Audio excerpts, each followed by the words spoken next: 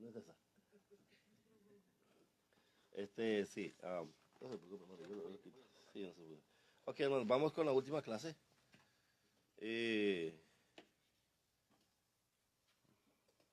Uno de los beneficios de lo que es el sacrificio de Jesús. Eso es lo que tratamos esa vez en esta clase. Para ponerlos al día, sabe que hemos venido repasando todo. La idea es que ustedes tengan la capacidad clara, precisa, de poder descifrar bien los temas. Eso es la intención mía, que a ustedes no se les olvide. Yo me aseguro ahorita que si yo agarro uno de ahí del grupito y le digo, hermano, quiero que me descifre desde el comienzo acá, casi tengo duda que lo vaya a hacer. ¿Verdad que sí? La experiencia, la práctica hace al maestro. Eso es sabido, hermano. Y el hábito nuestro nos hace ir siempre a lo mismo. Así que, hermano, si ustedes no tienen práctica, no van a ser maestros. No en el sentido de que puedan estar aquí sentados, pero en el sentido de que sepan bien la palabra, trazarla. Porque la palabra, aunque Pablo le dice a Timoteo, traza bien la palabra de verdad, no solamente a él se la dice. Claro, él es el maestro, él es el pastor. Pero cuando usted la lee, usted tiene que tomar también que esa es parte para usted, porque usted es parte del cuerpo de Cristo y usted viene en conocimiento y necesita. Y hay muchas partes donde a todos nos habla. Definitivamente la Biblia nos habla a todos. Así que queremos comenzar con la palabra justificación y tengo ciertas partes añadidas que ustedes las van a escribir ahí en ese asunto. ¿Alguien puede decirme la palabra justificación? Sin leerla. Sí, redimido también es la palabra redimido, sí se puede usar. ¿Algo más? ¿Otra palabra? La palabra justificación. Sin leerlo. Saben que me imagino que tienen que darle su tiempecito, hermano. Créanlo. Por favor, denle el tiempo. Necesitan dar el tiempecito a la lectura. Y ustedes se van a dar cuenta de cómo Dios le habla a cada uno de nosotros. Y nos vamos a dar cuenta. No solo eso, hermano. Usted se va a dar cuenta lo majestuoso de Dios y lo poco que somos nosotros. Y cuánto amor y gracia tiene Él para nosotros. Porque donde usted le busque en la Biblia, hermano, donde le busque, donde le encuentre, donde usted va leyendo, usted se va a dar cuenta cuánto nosotros estamos completamente devastados. Que si no es porque Él lo hace, nosotros no tenemos alternativa. Recuerden, ancho es el camino, angosto es para los que tienen entrada y muy pocos lo encuentran. Pero ancho es el camino para la perdición. ¿Qué le puede decir eso cuando la Biblia dice, ancho es el camino, pero angosto es el camino que va al cielo? Pero muy pocos lo encuentran. ¿Qué le dice a usted eso cuando usted oye esa expresión? Porque tengo que darle otra. ¿Qué le dice a usted eso? ¿Qué le enseña esa parte? Ancho es el camino para los que se pierden, pero angostos para los que se salvan. Pero son muy pocos los que lo encuentran. ¿Qué le dice eso a usted ahí? Ahí voy a llegar, a esa partecita, hermano, pero esta partecita aquí.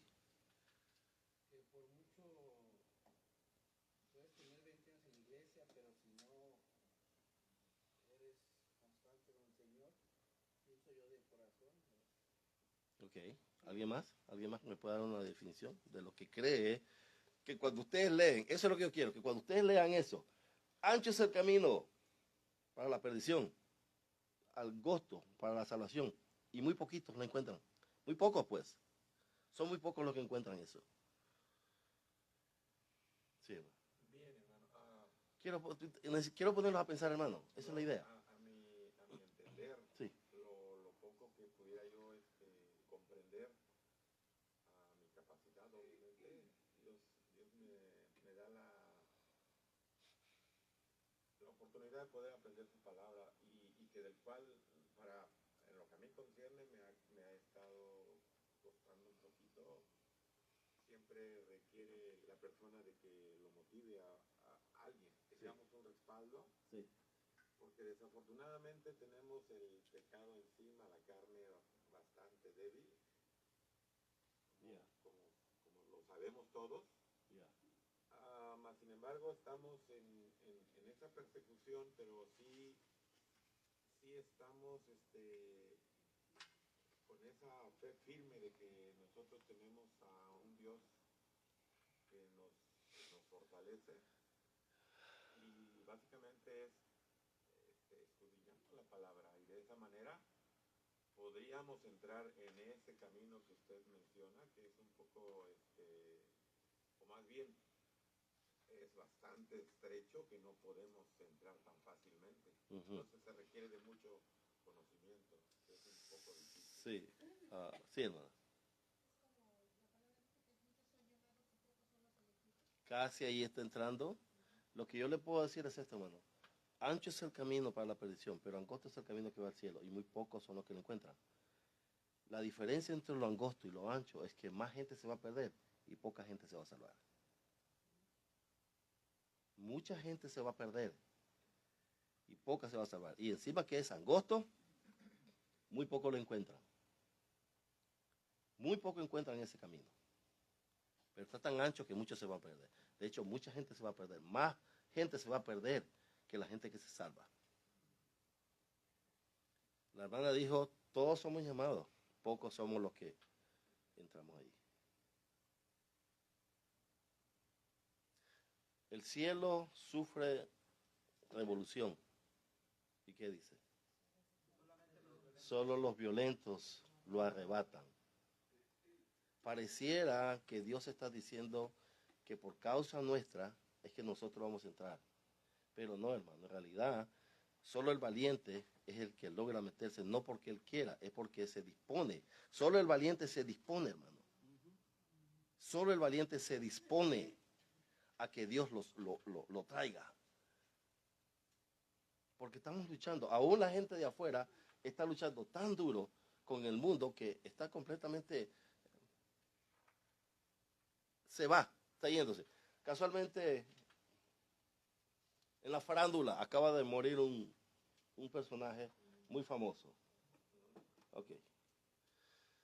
Todo lo que usted escuche de la gente que habla de él, le mandamos un saludo al cielo, en el cielo. Allá está en el cielo, ya está descansando, ya está con el Señor Jesús, ya está gozando de la gloria. Todas esas palabras lindas dice la gente. Sí, hermano, y usted cuando oye eso, ¿qué piensa? Cuánta barbarie, cuánta ignorancia, cuánta equivocación. Y eso cabe en el camino ancho. Le estaba diciendo a mi esposa, este señor que acaba de morir a los 80 y tantos, inmediatamente que él dejó de respirar, él ya estaba viéndose al otro lado y dijo, ¿dónde estoy? Y acabo de acordar que estaba allá, en la cama, en el lugar tal. Hasta ahí se acuerda él, para atrás. De aquí, desde el momento en que salió de aquí, se va para el otro lado. Todo lo que sucede en el sol, él ya no tiene ningún conocimiento. Hasta el día que él llegó a morirse, desde su inicio hasta donde él llegó, eso lo tiene bien acordado. Imagínese usted esa persona, en ese momentito llegó ahí. Sin Cristo. Y no solo él, de todos los millones de gente que mueren todos los días. Farándula o no farándula. Pobres o ricos. La muerte no tiene preferencia. Estábamos diciendo, cuando miramos la parábola, que no es parábola, es un relato real de Lázaro y el rico, que el rico se fue al infierno no por ser dinero, no por tener dinero. Eso no es ahí el asunto. Y el pobre se fue al seno, no porque él era pobre, ese no es el asunto tampoco allí. O sea, que el pobre que es pobre se va a ir al infierno si no tiene Jesús. La soberbia no tiene estatus social, no tiene color ni lengua. El orgullo tampoco. Hay personas pobres, humildes, pero llenos de soberbia. Por tanto, ella no tiene estatus social. El pobre se va a ir allá si no tiene Cristo, pasando miserias aquí y siguiendo las miserias peores allá todavía. Así que, ancho es el camino, hermano. Angosto es la salvación y muy pocos la encuentran. El cielo sufre revolución y solo los valientes lo arrebatan, hermano. Así que la cosa no es tanto así, pero hay que tener en cuenta que nosotros tenemos que tener una disposición, porque nosotros tenemos que ver la condición, porque el conocimiento nos ayuda, pero si no hay una convicción, con todo el conocimiento vamos para allá. Ok, entonces, justificación, alguien más que me defina justificación. La hermana me dijo que era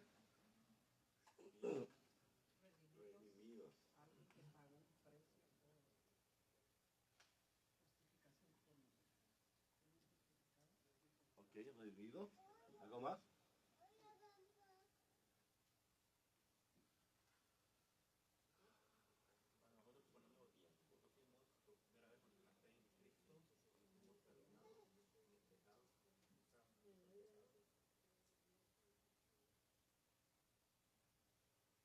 Redimidos, perdonados. Algo que se le quita la culpa a alguien.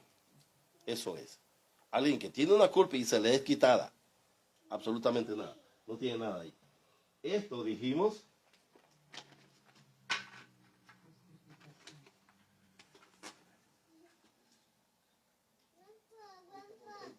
Solo sucede una vez en la persona. No 2 veces ni 3 veces. Es solo una vez. O sucede o no sucede. Y eso sucede al momento que la persona viene a Cristo. Cuando Pablo le exhorta a los Corintios en la segunda carta, 13:5, 13:5, ¿qué dice ahí? Segunda de Corintios 13:5.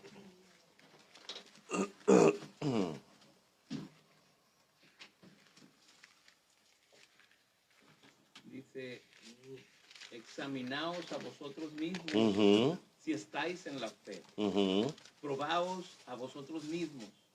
¿O no os conocéis a vosotros mismos que Jesucristo está en vosotros, a menos que estéis reprobados? A menos que estéis reprobados.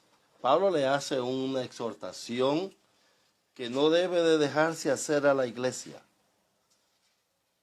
Constantemente a la iglesia se le tiene que exhortar a hacerse un autoexamen, porque puede estar siendo engañado. Constantemente se tiene que estar haciendo un llamado. Constantemente tiene que ser un llamado al Señor, un arrepentimiento, un llamamiento a la santificación continua, que esa es otra cosa. Entonces, esto solamente sucede una vez. ¿Cuándo sucede eso? Cuando Pablo le exhorta y le dice, examinaos a vosotros mismos si estáis en la fe, a menos que se haya sido, a menos que estéis reprobados. A menos que estéis reprobado. ¿Eso cuando sucede? ¿Cuando uno es sellado por el Espíritu Santo o Cuando la persona viene a Cristo y hace lo que le llaman la famosa confesión? Es una confesión que ahora han usado esa fórmula, que les he dicho, no es una fórmula no muy buena, una fórmula que engaña a la gente. De hecho, el predicador Paul dijo, es una fórmula que está llevando a miles de gente al infierno por el engaño de creer que con una confesión verbal, así, la persona ya es salva. Yo les he dicho, si esa confesión tiene un respaldo de una ¿qué? Si esa confesión tiene respaldo de, ¿por parte de quién? ¿Alguien sabe la parte escritural? Esto es algo que tenemos que trabajar. Espíritu convence. Sí, sí, exacto. Es allí. ¿Se acuerdan de la parte escritural? ¿Ya? ¿Cuál es la parte escritural? ¿Cuál es el libro, el capítulo, el verso? No, ese es Romano. No, que Romanos. No. Juan, exacto. Ya tenemos una. Ya tenemos que es Juan. Necesito que trabajemos en eso, hermano. En eso. Vamos a poner primero Segunda de Corintios 13:5 y Juan. No, el pastor ya la tiene, pero quiero que el pastor se detenga ahí porque quiero que trabajemos en eso, hermano. Necesito que trabajemos en eso. Necesito que memoricemos libros, capítulos y versos. Yo sé que es un poquito difícil. Yo sé que el IQ en nosotros varía. Eso yo estoy consciente de eso, hermano. Yo sé que lo que se le puede exigir a uno no se le puede exigir al otro. Amén. Yo sé que la capacidad de uno no la tiene el otro. Yo sé eso. Yo sé que la fe de uno no puede ser la fe del otro. Todos tenemos fe, pero no trabajamos todos con la fe de la misma manera. Eso yo lo entiendo. Pero necesitamos trabajar en memorizar. Este cerebro tiene una capacidad que ustedes no se imaginan. Sí, hermana. Juan 16:8. Si la confesión verbal que la persona hace al momento de que se le presenta el Evangelio, ¿se acuerdan cuando se presenta el Evangelio? ¿Qué es lo que dice? Hay una parte escritural en Efesios, le voy a dar el libro.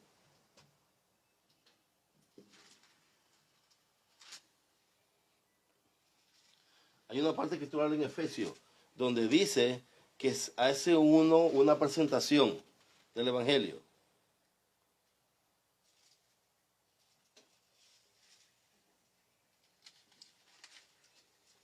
Dice, le voy a ayudar un poquito. Y habiendo oído el Evangelio de salvación,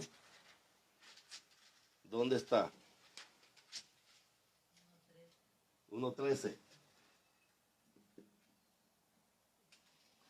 Y habiendo creído en él,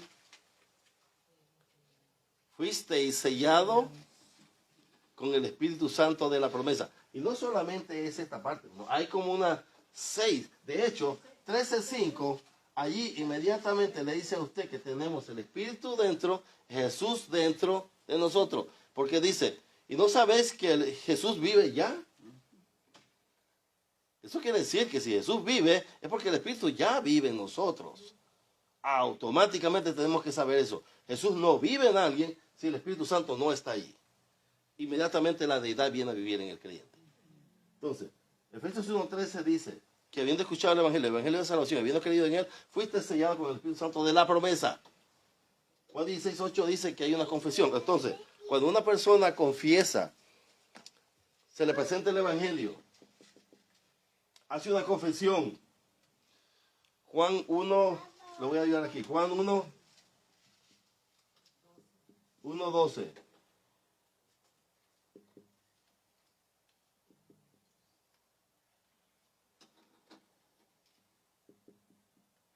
Dice, ¿qué dice Juan 1:12? Mas a todos los que le recibieron, a los que creen Ujú, en su nombre, ujú. les dio potestad de ser hechos hijos de Dios. O sea, de lo alto.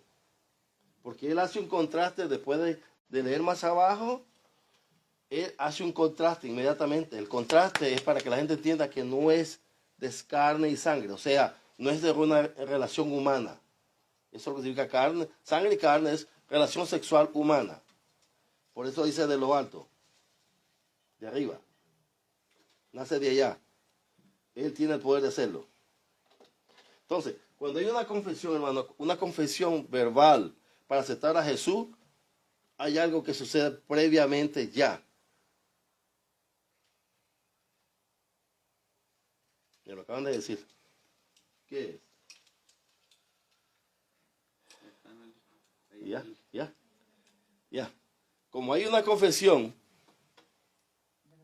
verbal hacia el Señor y decimos, y el hermano me sacó una parte escritural que está bien, que la voy a poner por aquí, pero yo siempre le he dicho, Romanos 9:10. 10:9. Romanos 10:9:10. Leen el 9 pero se olvidan de 10. El 10 es la clave del 9. El 9 si el 10 no tiene significado, porque él le da el significado al 9. Entonces, cuando hay una confesión, algo tiene que haber sucedido previamente ya en la persona. ¿Qué cosa es? Sí, hay un nuevo nacimiento interno, pero tiene que haber pasado algo primero. Sí, el hermano me lo dijo. No. ¿Perdón? Eso va a suceder, pero hay algo previo. ¿Aceptación? No, hay algo previo. El hermano me lo dijo. ¿Nacimiento del Espíritu? No, algo nuevo, algo sucedió. El hermano me lo dijo y se le olvidó. Es que hay una como que el Espíritu Santo te va preparando, ¿no? Por ahí va. Ya. Te va para ¿Qué dice Juan 16:8? Ahí está. Aquí está la respuesta, hermano. Necesito que trabajemos en eso. Necesito que trabajemos, hermano. Créanlo, es necesario. ¿Sabe por qué? Que podría llegar el momento en que usted no va a tener la Biblia en la mano. Exacto. Dice que viene a qué? ¿A convencer a quién? No. Bueno, literalmente dice, claro que al mundo, pero literalmente dice al hombre de pecado. ¿Cuál es el pecado? No. ¿Cuál es el pecado del cual Juan 16:8 habla? Y déjenmelos trabajar a ellos. Necesito que trabajen. Necesito que trabajen. Sí, pero ¿cuál es el pecado? No creer No creer. ¿En quién? en Jesús. Eso. Ese es exclusivamente un pecado que el ser humano tiene afuera. No creen en Jesús. Saben de Jesús. Oyen de Jesús. Sí, yo creo en Jesús. Sí, hermano, verbalmente puede decir todo. Mateo 7, 21-23, ¿qué dice?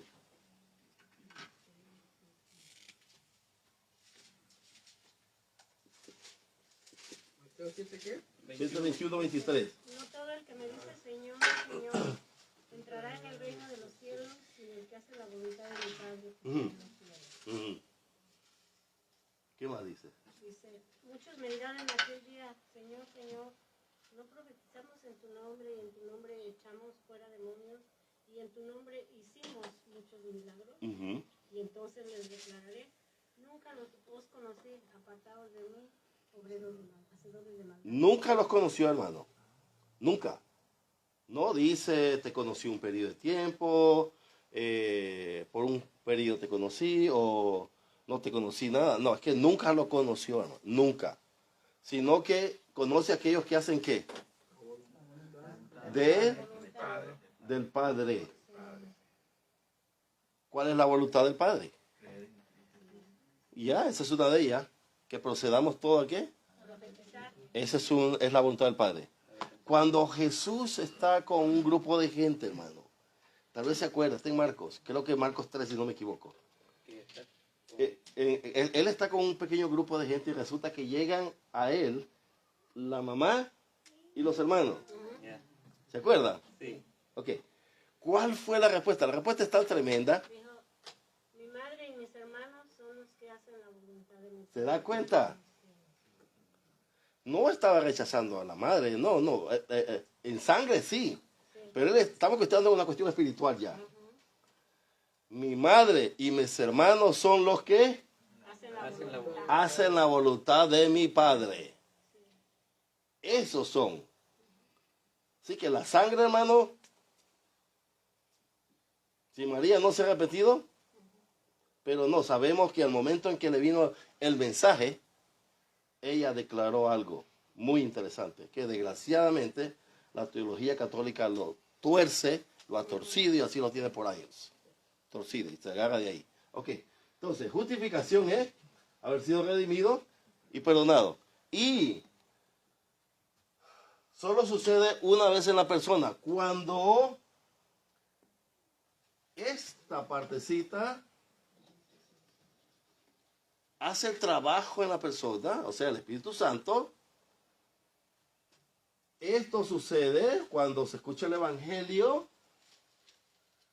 Juan 1:12 dice cuando hemos creído en Él. Romanos 10:9-8 dice que si confesamos con tu boca que Jesús es el Señor y crees en tu corazón que fue levantado de los muertos, serás salvo, porque con el corazón se cree para justicia y con la boca se confiesa para salvación. Juan 14:6 dice, yo soy el camino, la verdad y la vida. Nadie va al Padre si no es a través de Jesús. Mateo lo puse aquí porque por los falsos. La falsa conversión. Por eso lo puse aquí, porque si no hay una conversión, esta es una exhortación aquí. Esto es exhortación, hermano.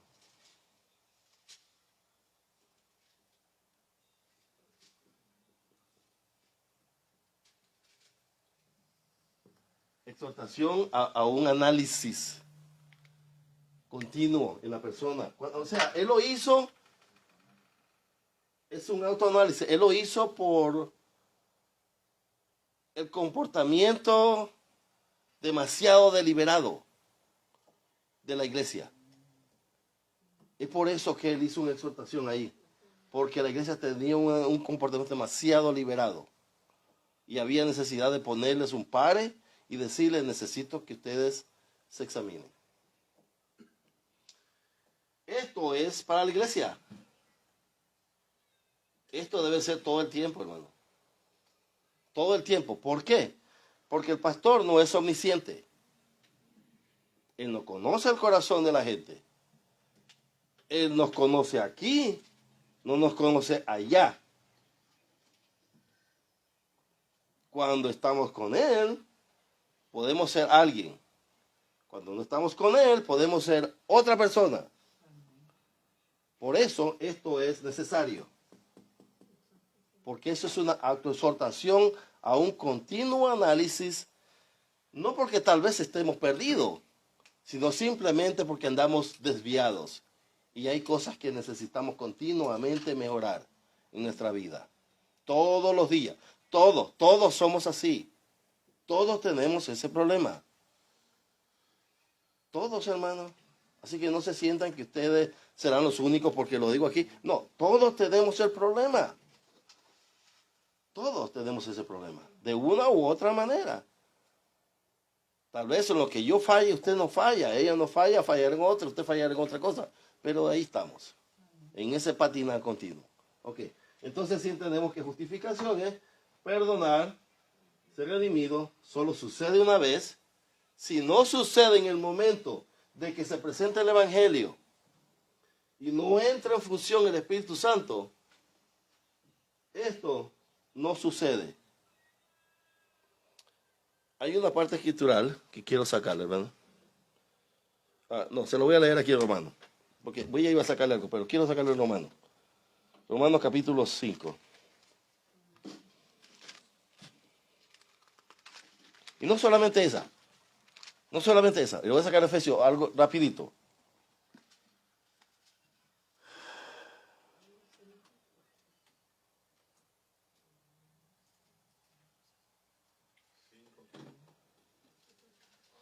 Cinco 10. La palabra parece sencilla. 5:10.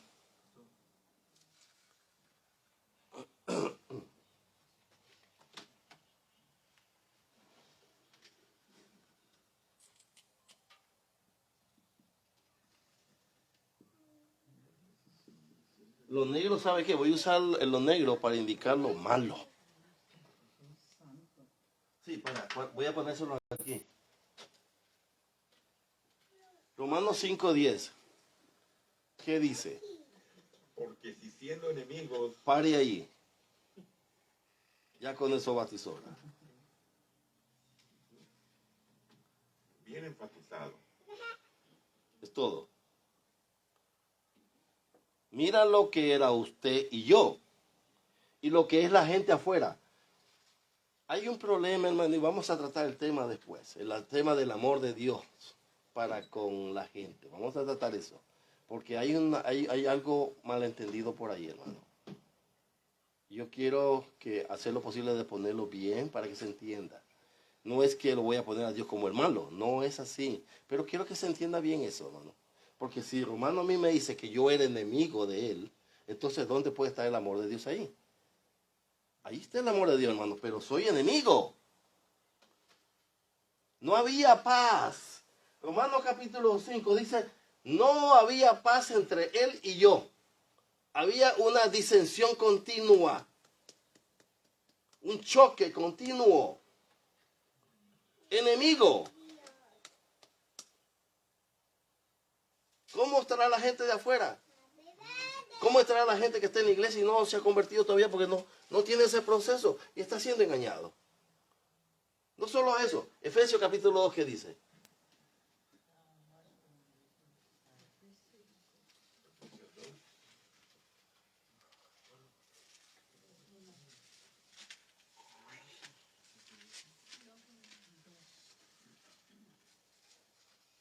Y Él os dio vida a vosotros que estabais muertos en vuestros delitos y pecados, Eso no es nada grave, es grave. Pero lee el 2. en los cuales anduvisteis en otro tiempo según la corriente de este mundo, conforme al príncipe de la potestad del aire, el espíritu que ahora opera en los hijos de desobediencia, ¿Qué sigue más abajo? entre los cuales también todos nosotros en otro tiempo vivíamos en las pasiones de nuestra carne, satisfaciendo los deseos de la carne y de la mente. Y éramos por naturaleza hijos de... Pare ahí.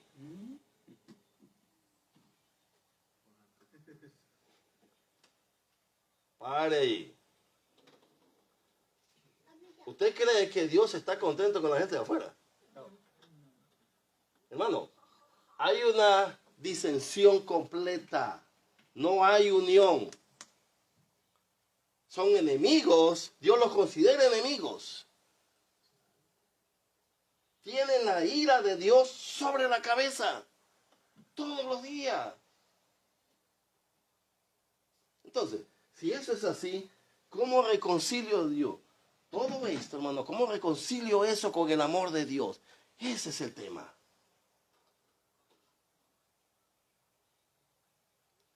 Dios ama al pecador. Mira, hay una expresión. Es que Dios ama al pecador, pero odia al pecado. Eso es mentira, eso es falso. Eso es falso, hermano. Eso se dice por allí, pero eso es muy malo, eso no es cierto. Leyéndolo esto, entonces no cabe esa expresión. Que Dios ama al pecador y odia al pecado. Y entonces esto dónde cabe. Y no solo eso, en Proverbio, tendré que buscarle en mi teléfono, dice que Dios está airado continuamente con el pecador, todos los días. Puede buscarlo en su teléfono si quiere. Solo ponga, Dios está airado todos los días con el pecador y lo va a llevar a Proverbio. No me acuerdo exactamente, pero ahí está el Proverbio. Está en Proverbios, no, está en Salmos. Salmo es. Okay. Salmos 7:11. Ok, ¿qué dice? Dios es juez justo y Dios está airado contra el impío todos los días. Ahí está. Ahí paro. Ahí está, eso es todo lo que yo necesito saber. Ahí. ¿Por qué? Porque quiero hacer contraste con lo que comúnmente se dice en las iglesias. ¿Salmo qué dijo, hermano? Salmo 7:11. Salmo 7, 11, 13. 7, 11, 13. Ira de Dios. Entonces, si esto es así, ¿sabe por qué quiero sacar estas cosas, hermano? Porque esto, la palabra esta, justificación, si usted la toma así por así, sin ver el trasfondo que hay detrás de esto, usted, exacto, toma en poco el sacrificio de Jesús. Pero cuando usted se da cuenta de que usted era parte de este grupo,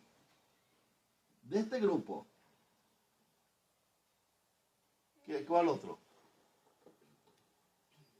Salmo Oh, Efesios. Sí, Efesios 2, que no lo puse.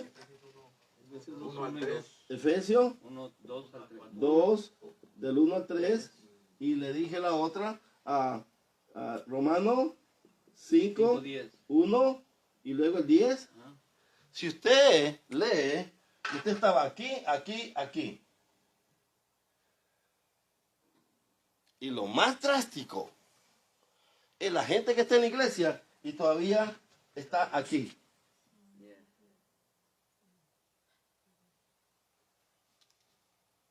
Como si nada.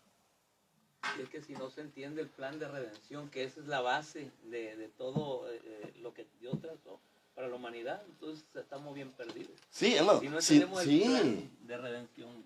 si no entendemos verdaderamente lo que Dios se nos da,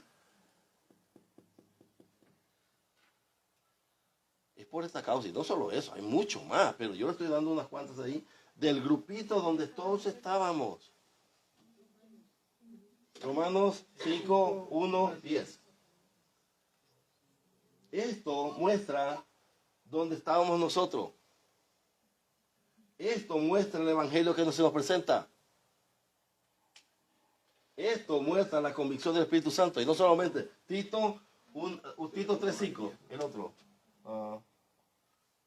Por aquí. 3:5. Nos salvó no por obras de justicia que nosotros hubiéramos hecho, sino por misericordia, por el lavamiento de la generación. Ajá. Y por la renovación en el Espíritu. Correcto. O sea, hay una intervención divina. Ok, ahora vamos con la segunda parte. Vamos con la segunda letra. La segunda, el segundo suceso. Santificación. Otra cosa que quiero poner aquí. Aquí somos librados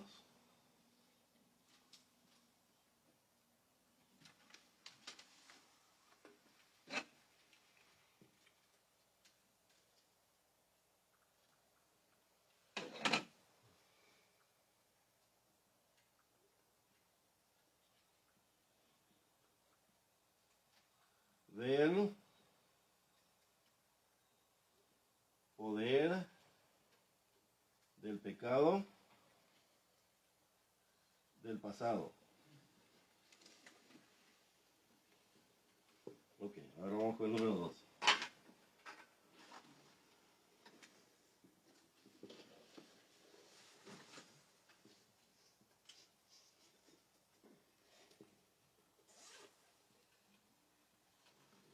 Ok, ¿quién me da un significado de santificación? Apartados, eso significa, ¿ya? ¿Apartado del mal? Sí, apartado, porque estamos en el mundo, Él nos quita del mundo y nos trae. Traslado. Exacto, hay un traslado del mundo impío al cuerpo de Cristo, a la Es la iglesia. obra mancomunada, la obra del Espíritu Santo y el esfuerzo humano como resultado de la justificación en el cielo. Vamos. Apartado. Santificados.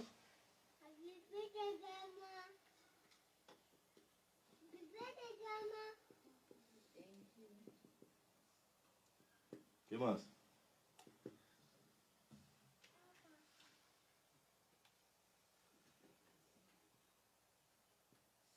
Somos hechos santos, apartados.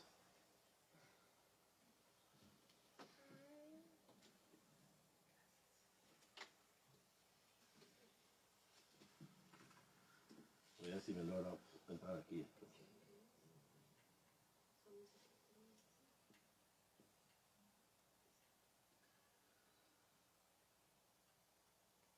Nos santificamos todos los días.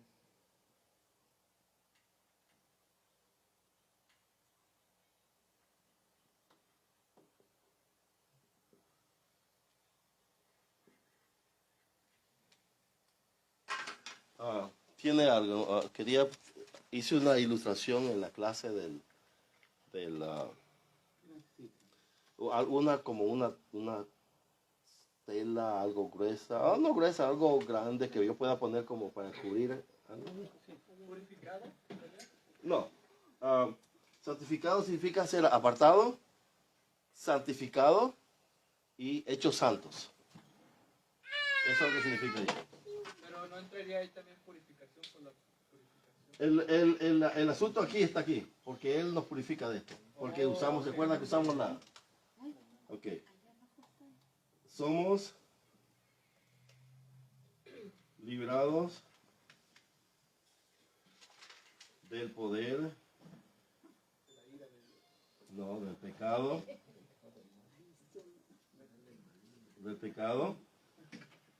en el tiempo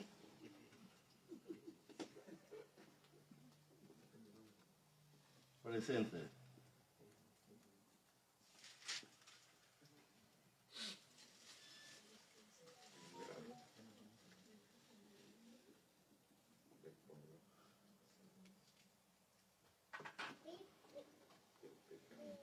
No sé qué tamaño. Sí, es algo pequeño, hermano. Solo tiene 3 metros de razón.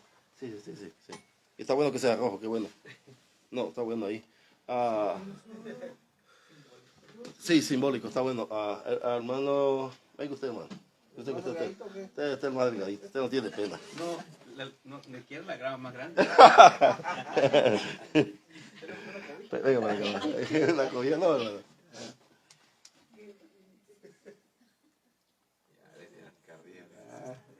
Ok, quiero hacerlo de socio, que yo hice ya, pero quiero hacerlo porque quiero hacerlo visual.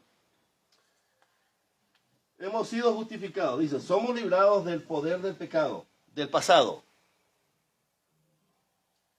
La justificación de Jesús, la justicia de Jesús es puesta sobre nosotros. Entonces, lo que hace el Padre es poner la justicia de Jesús y lo cobija. Esto es lo que hace Él. Entonces, esto no se le quita a Él.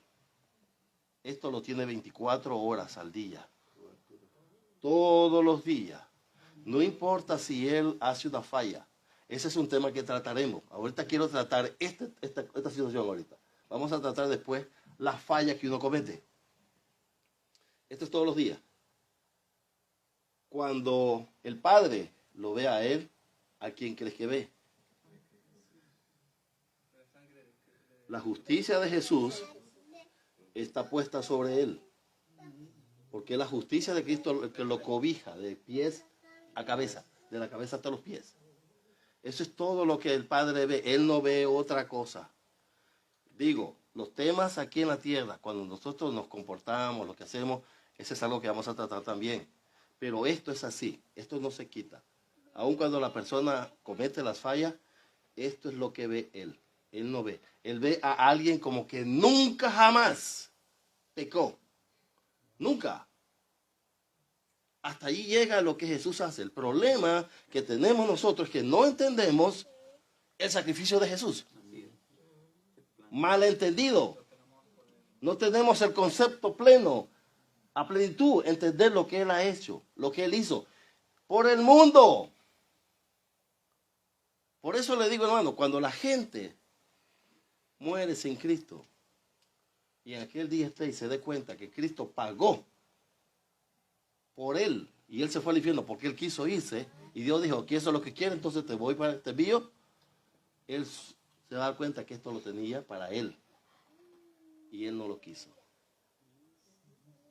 Solo dése cuenta de que para Jesús esto es una glorificación para él y para el Padre es una gloria del Hijo, porque él ve aquí lo que Jesús hizo.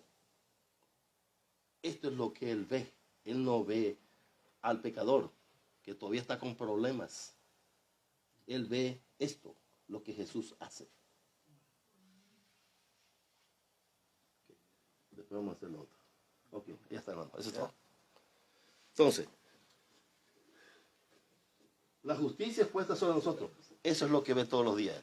No importa lo que usted haga, hermano. Ya trataremos el tema después. Ahora vamos con santificación. Perdón. Entonces, santificación ya sabemos que es apartados, santificados, hechos santos. Entonces, somos librados del poder del pecado. Tiempo presente. Esto continuamente nos libra del poder del pecado. Continuamente, todos los días.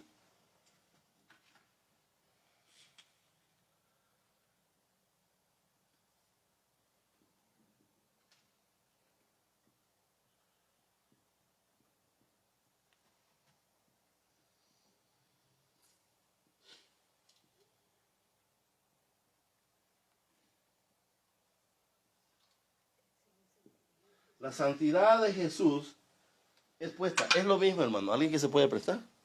Puede prestarse el mismo, hermano, si quiere. Y lo cobijamos, claro. Recuerde, lo primero fue la justicia. Ahora la santidad. La santidad de Jesús está sobre él. Él está viendo un santo todos los días, 24 horas del día. No importa si él piensa mal, si él comete sus faltas por allá. Él está viendo un santo. Porque la santidad de Jesús ha sido puesta sobre él. Y eso no se quita. Justicia, justo. Santidad, santo. Por eso nosotros tenemos relación con el Padre. Por eso, a pesar de tener ese problema que tenemos, que voy a hablar al final, ese problema serio que aún tenemos nosotros, a pesar de eso. Ahí tenemos con eso. Ahora vamos con la tercera parte, que es la glorificación.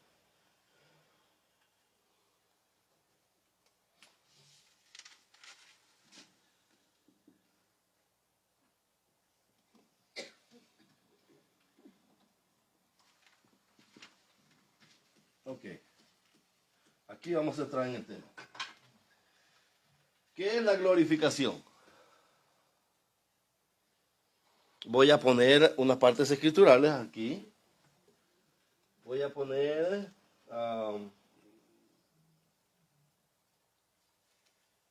Primera de Pedro. Primera de Pedro, vamos a poner aquí.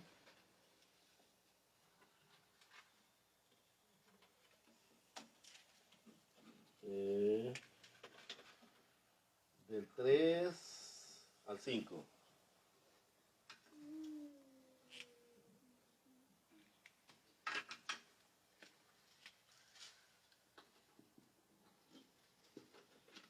Primera de Pedro.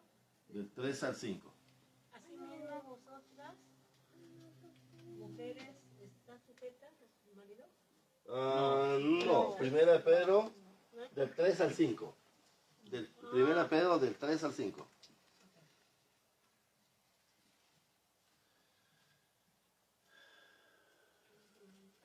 Bendito el Dios y Padre de nuestro Señor Jesucristo, que según su grande misericordia nos hizo renacer para una esperanza viva por la resurrección de Jesucristo de los muertos. Siga. Para una herencia incorruptible. Ahí paramos, vamos a ir parando por paso. Herencia incorruptible. ¿Qué le dice a usted qué es eso? Una recompensa. ¿O sí? Pero ¿cuál es? Que es una herencia incorruptible. Incorruptible es algo santo, es Algo que no se corrompe, algo que no sufre. Ok, pero ¿cuál es esa herencia incorruptible que nosotros tenemos? No. No. Oh, perdón. Salvación. Somos salvos por fe, hermano. No se les olvide.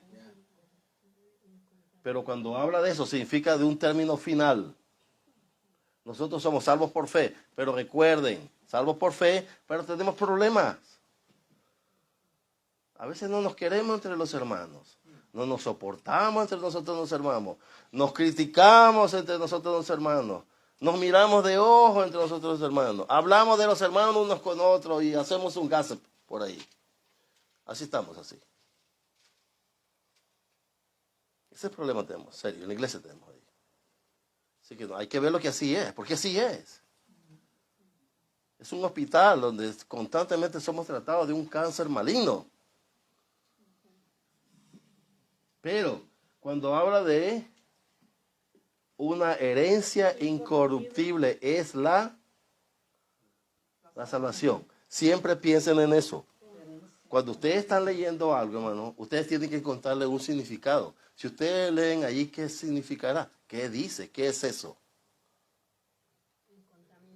Ajá. Reservada en los cielos para nosotros. Ajá. Somos salvos por fe. No se olviden. Pero hay algo que no se cumple. Ajá. ¿Qué sigue? Que sois guardados por el poder de Dios mediante la fe. Ajá. Para alcanzar la salvación que está preparada para ser manifestada Ajá. en el tiempo postrero. Ahí pare. ¿Quién es el encargado de mantenernos para lograr la promesa? La fe. No. Allí acaba de decir. Vuelvo a leer, hermano. No. Bueno, fe es parte. Por fe nosotros somos salvos. Pero allí la fe tiene que ver algo, pero hay algo importante ahí. Lea otra vez. Que sois guardados por el poder de Dios. Eso. Allí. ¿Por medio de qué? Mediante la fe. ¿Se da cuenta? La fe suya da parte del que el poder de Dios lo guarde, lo proteja hasta que llegue a una promesa que esté esperando. Mediante la fe, para alcanzar la salvación Ajá. está preparada para ser manifestada en el tiempo postrero. En el tiempo de postrero, tiempo que viene. Y no solamente eso, quiero que leamos 1 Corintios 15, déjeme ver.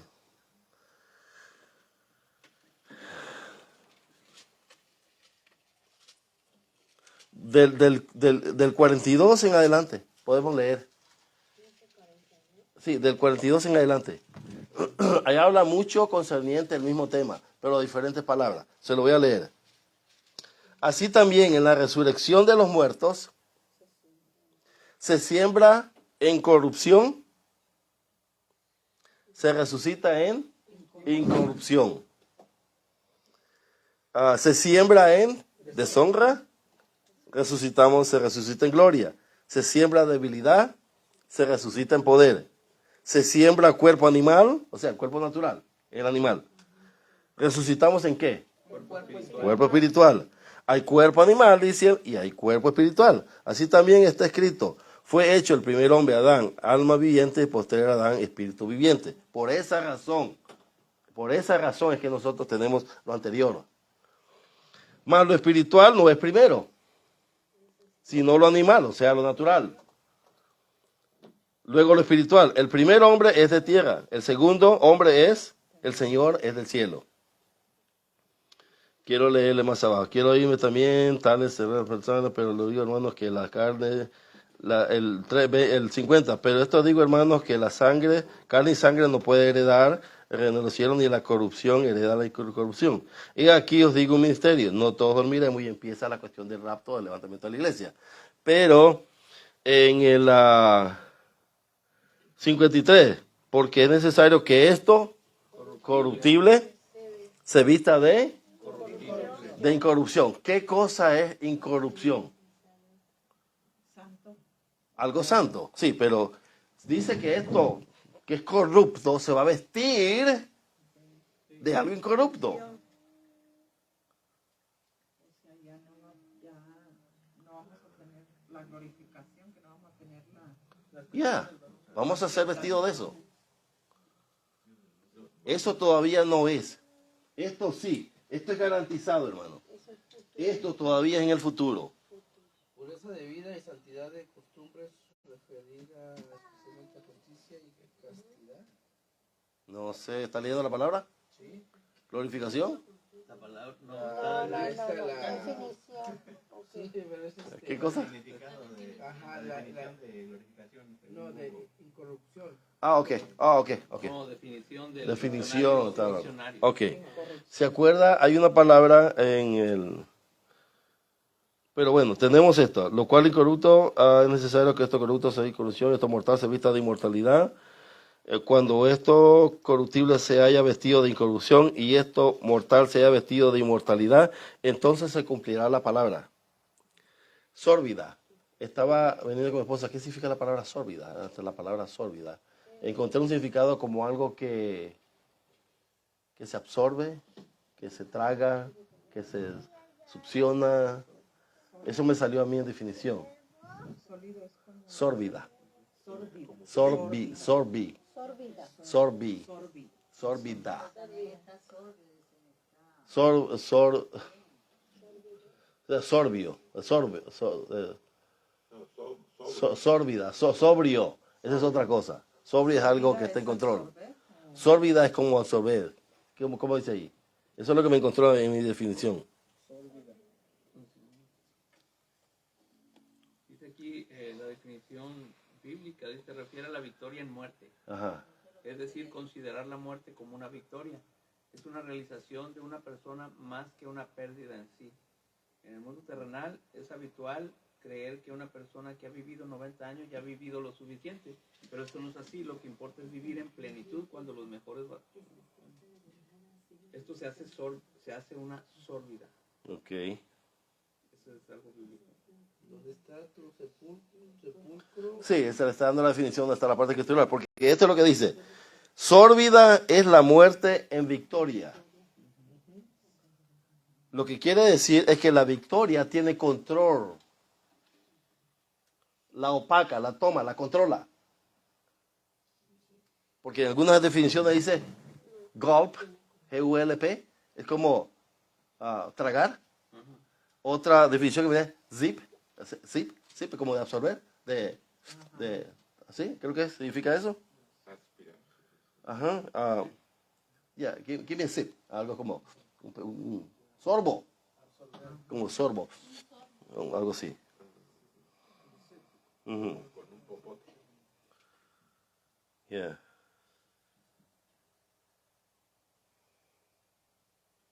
Quiero que miremos la definición y me está tomando un wifi de aquí entró. Me está estorbando.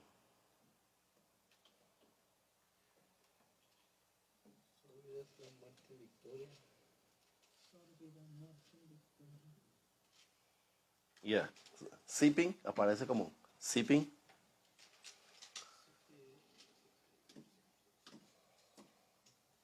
Pero bueno, lo que quiero que entienda es que la palabra sórbida, la versión popular, hermana, creo que usted me saca una versión popular. Aspirar, exacto. Es como aspirar a ¿Cuál es ¿ah? el tema? Ajá, es como así, porque succionado, correcto, también aparece. Ya, entonces, dice, esto es lo que dice. Sórbida es la muerte en la victoria. Parece ser que la victoria tuvo control de la muerte. Porque ¿cuál es el propósito de Jesús de llegar a la cruz del Calvario? ¿Sobre qué tuvo control? Sobre la muerte. ¿Qué más? ¿Él? ¿Sobre la muerte? ¿Es uno? ¿Qué más? Necesito... Resucitar. No. La victoria de Jesús en la cruz del Calvario. Él tuvo victoria sobre la muerte. Sobre la salvación. Sobre No. la muerte, las potestades. Dice aquí en la traducción lenguaje actual, el tema este de sórbida dice, la muerte ha sido destruida. Eso, como controlada, tomada. Eso, porque de hecho hay una parte que vamos a llegar al pecado y dice, él conquistó el pecado, eliminó el pecado. Pero realmente, literalmente hablando, ¿eliminó el pecado? No, porque todavía sigue. Correcto. Entonces, cuando nosotros entendemos eso, entonces, ¿qué cosas nosotros tenemos que entender cuando dice eliminó el pecado? Porque eso está en 1 Pedro, está en hebreo, yo se lo voy a dar la parte escritural. Entonces, ¿qué quiere decir entonces? Porque el pecado todavía está. Pero entonces, Aquí en esta traducción dice la muerte es devorada. correcto, En victoria. también. También, eso es otra parte, otra que dice, devorada. Entonces, cuando la Biblia habla, hermano, porque ya estamos en lo último. Ya estamos en lo último. Primera de Pedro 4:2, por ejemplo. ¿Qué dice? Para que vayamos al grano ahí en el tema. Sí. Para no vivir el tiempo que resta en la carne conforme a las concupiscencias de los hombres, sino conforme a la voluntad de Dios. ¿Qué no es todo lo que dice? Sí. Sigue el 3. Primera de Pedro 4:2. Sí. ¿Sí? ¿Me equivoqué entonces? Entonces, déjeme ver. No, es probable que sí me equivoqué entonces. Déjeme buscar.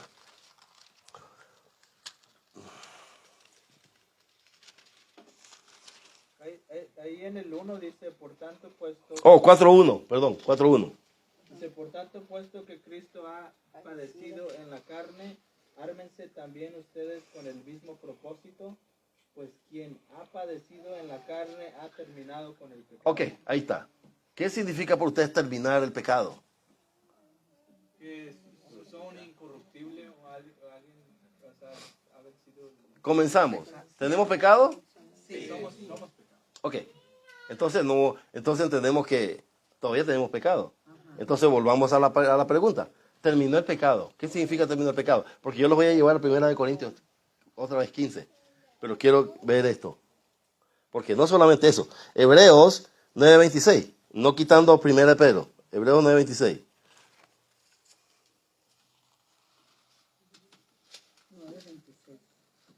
Yeah.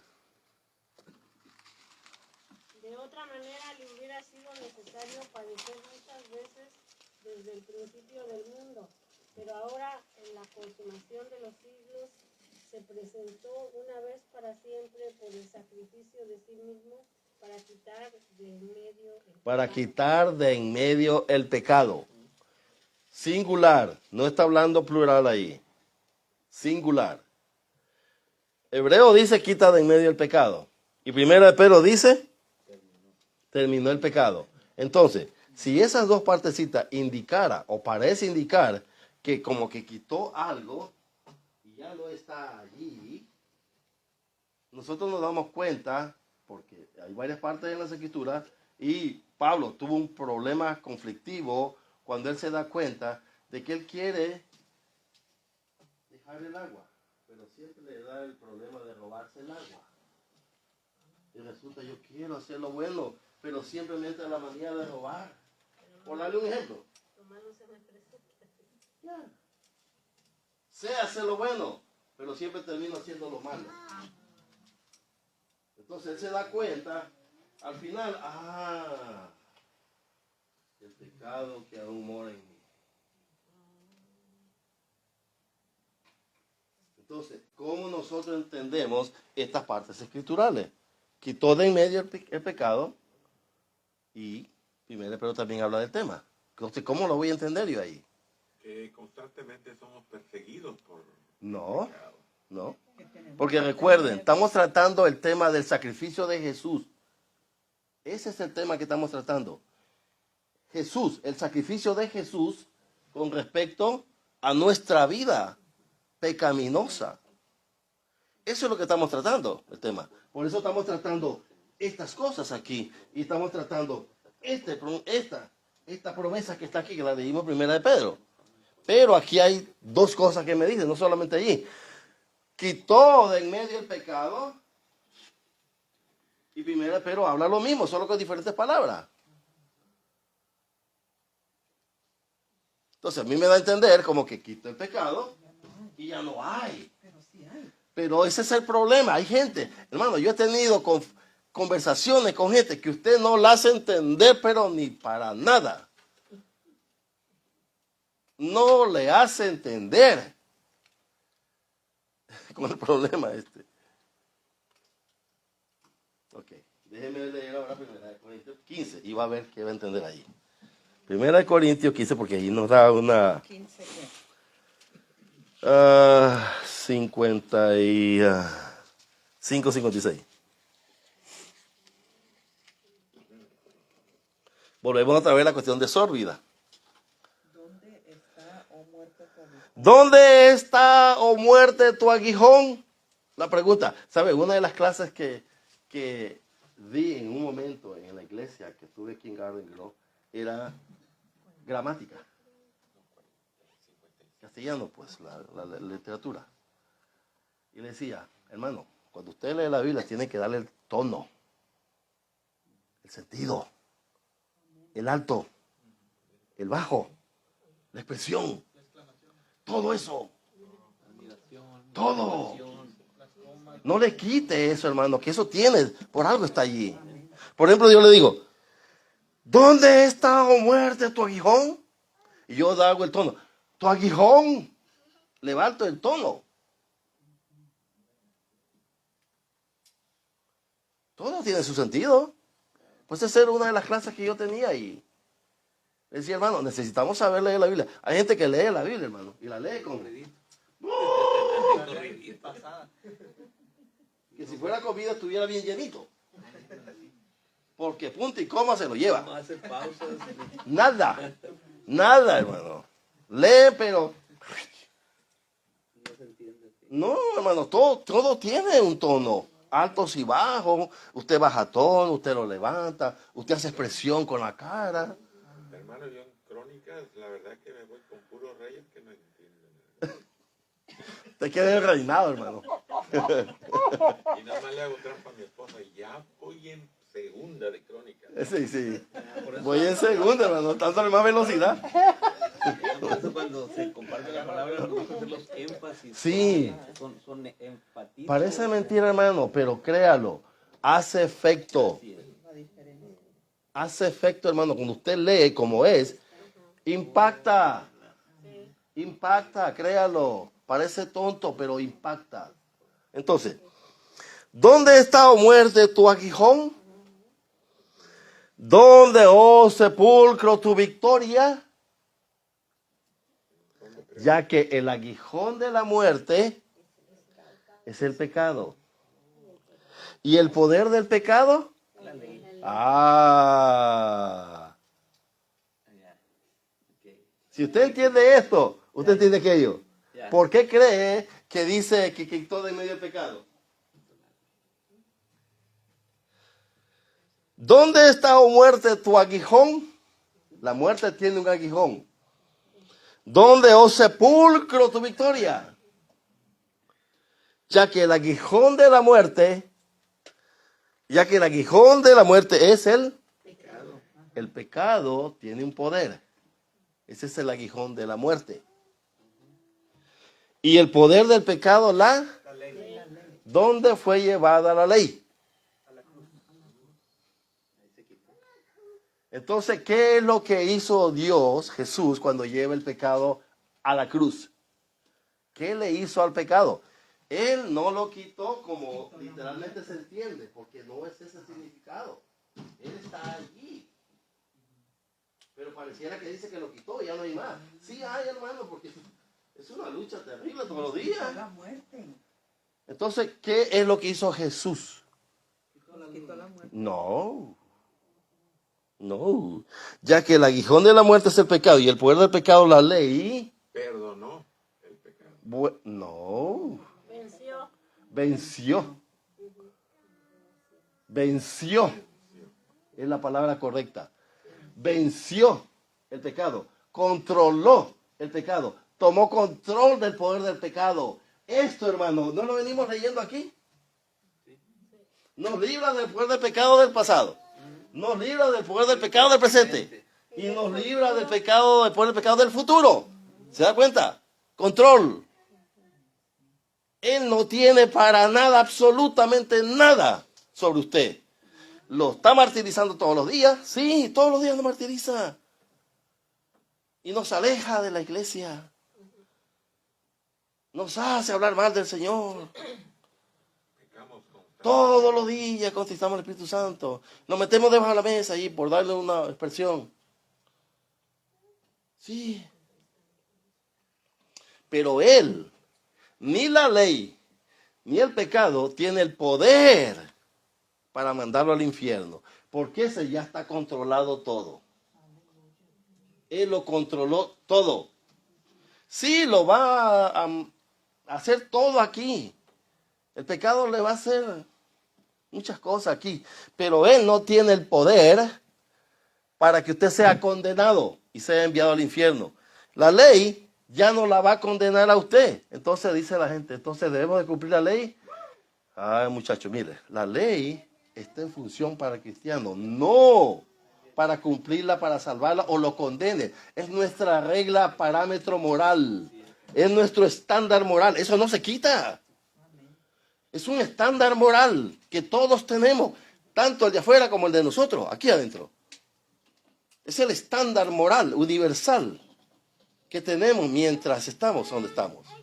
Pero que la ley nos va a condenar a nosotros, no más. Pero sí lo inculpa en el sentido de sentirle culpable. Usted tiene que componerse y tiene que seguir adelante y cuidado con eso. Pero es un estándar moral para su santificación continua. Vamos, esa es la verdad. Una santificación continua. Y el Espíritu Santo le ayuda. ¿Estamos ahí? Ok. Entonces, en eso quería terminar, porque quería terminar en eso. Y la glorificación, ya sabe, hermano. Esto es algo que viene en el futuro. Esto nos libra Del poder del pecado. Exacto.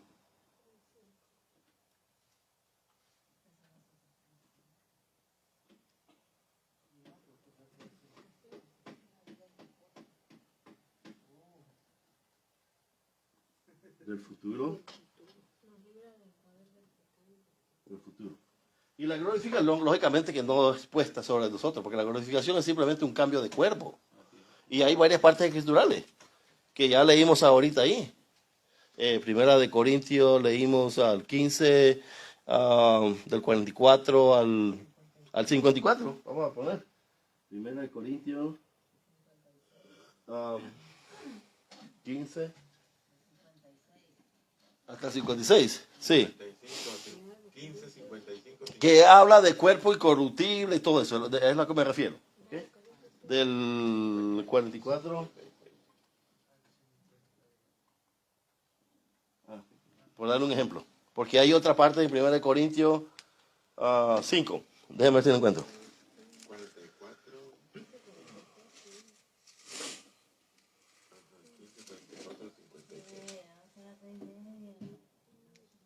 ¿Ya? Cada vez.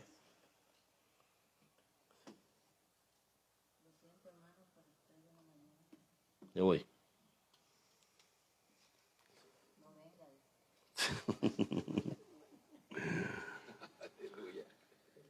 Ok, no lo encuentro. Aleluya, aleluya. Ok, hermano, ok, esto es todo. Ahí está. Pero sí, glorificación, ya saben, los libros del poder del pecado del futuro. Ya entendimos, apuntaron primera de Pedro 4:1. Sí. Apuntaron Hebreos 9:26. Sí. Y 1 Corintios 15, 55, 56. Sí. Entonces ya entienden lo que es cuando dice la Biblia quitó de medio el pecado. Significa controló. Él no tiene ningún poder. Por eso Pablo en Romanos capítulo 5 y 6 habla mucho. A propósito, hermano, desen la tarea de leer Romanos. Todo el libro romano. ¿Romano? Todo el libro romano. Todo. Es precioso, bellísimo. Ya. No quiero decir que los otros libros no son, pero lea el libro romano. Déselo todo, del inicio hasta el final. Léalo todo. No lo lea por leerlo. Si no lo entiende, quédese ahí y pregunte. Ok, vamos a cerrar, hermano.